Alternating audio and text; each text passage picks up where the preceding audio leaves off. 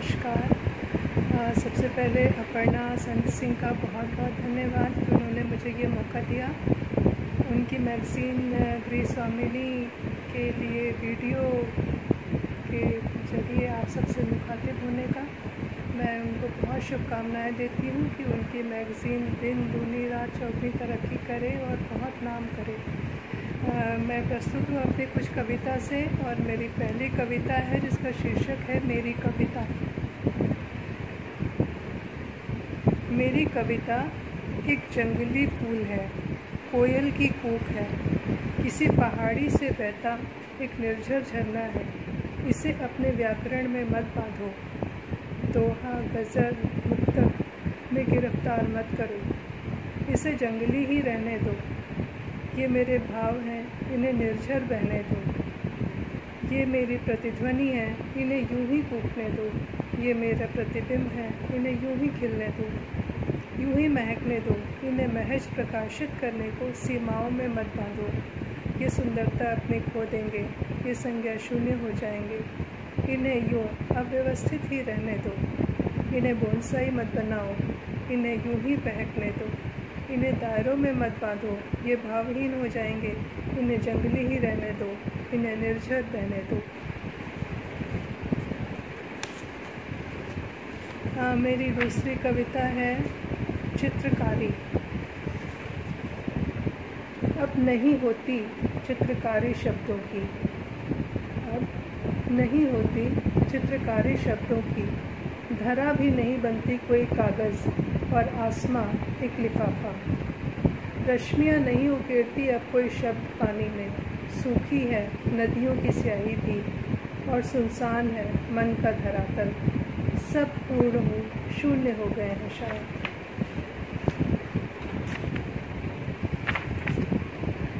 धन्यवाद।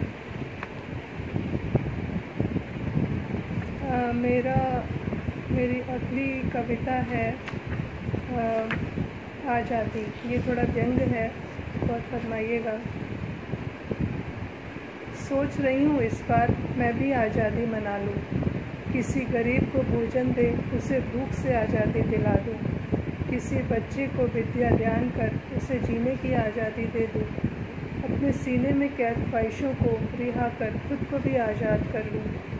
इन आँखों में कैद समंदर को बहने की आज़ादी दे दूँ। दिल में बसे जहरीले लोगों को मुक्त कर खुद को उन्मुक्त कर लूँ।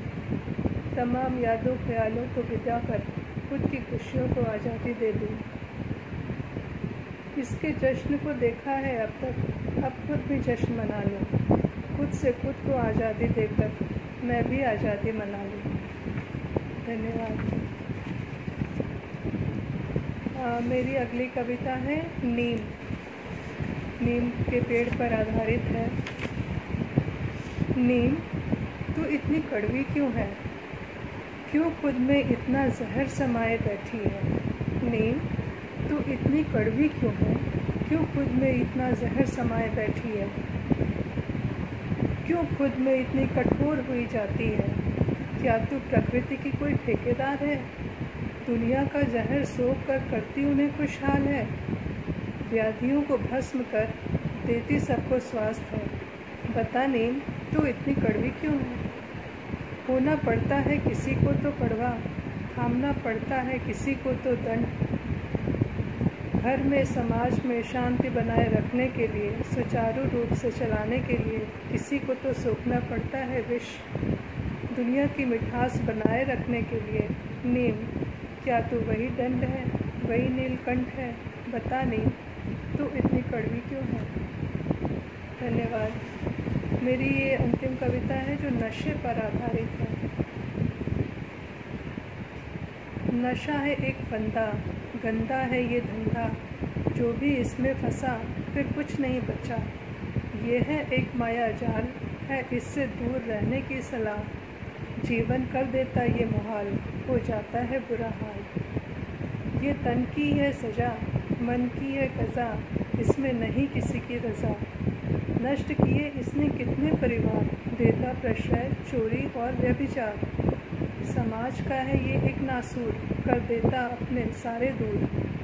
जीवन का करता व्यापार, मौत देता अंत में उपहार। इसकी भेंट न चढ़ना तुम, जीवन अपना जीना तुम, आगे बढ़ते जाना तुम। जीवन है एक आशीर्वाद, इसको नष्ट न करना तुम। धन्यवाद।